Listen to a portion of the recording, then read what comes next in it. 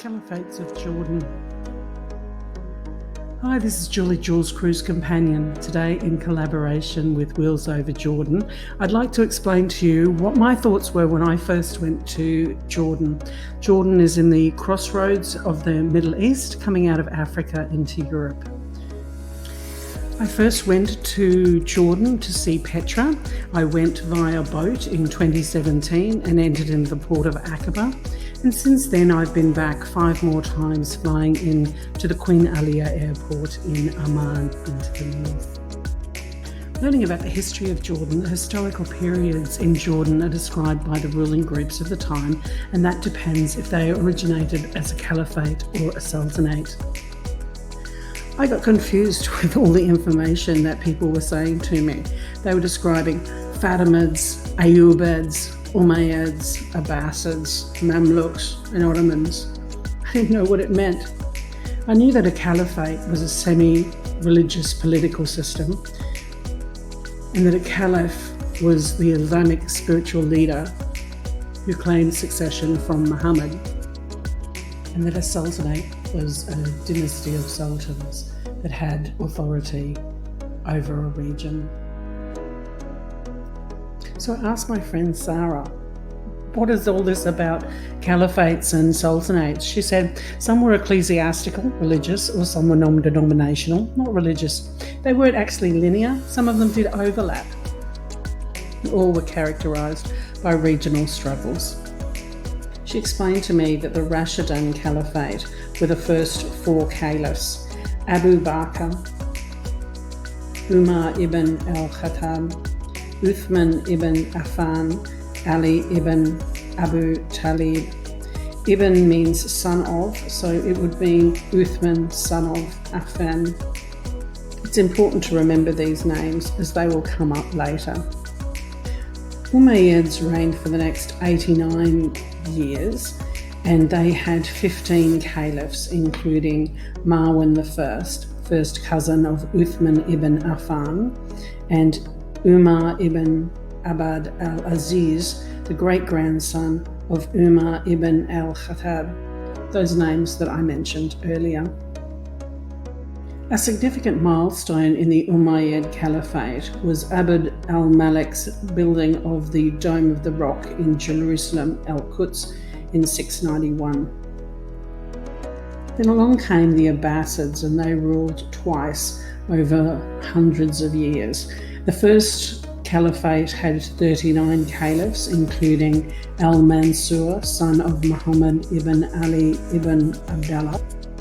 The second had 22 caliphs, including al-Makhal III, who ruled twice and was the last Abbasid caliph. The Abbasid Caliphate was known as the Golden Age of Islam, characterized with stability, learning, innovation, trade, and the spread of Islam. But it fell through power struggles and high taxation and a Mongol invasion. Then came the Fatimid Caliphate. There were 14 caliphs who were Shia or Shiite. Shiite Ali means rightful successor of Muhammad through Ali. Ali was Muhammad's cousin and son-in-law, as he was married to the Prophet's daughter, Fatima. Fatimids were rivals to the Abbasids, and they were significant for their religious tolerance.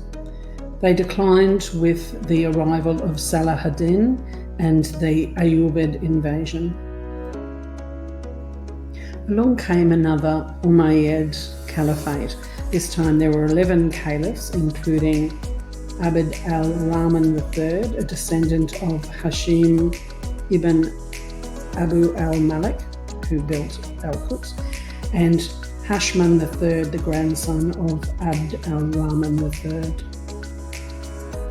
This Umayyad Caliphate was known for its aggressive expansionists through holy wars, as they expanded into Cordoba, Andalusia, which is modern-day Spain. They were not solely based on Islam, as they had Christian advisors and Zoroastrian scribes, but it fell because of unrest, for it was thought they were becoming too secular. For the 89 years of the Ayyubid Caliphate, it had 14 emirs because they were Sunni Kurds. Sunni or al-Sunnah, meaning tradition, believing that Abu Bakr was the first caliph. The most famous was Salahuddin, uniting the Islamic states and resisting the Christian crusades to the Holy Lands.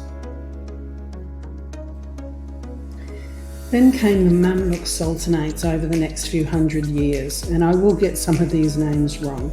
There was 47 sultans over 3 dynasties. There was the Sultanate, the Bahai Turkic, and the Bajai Circassian.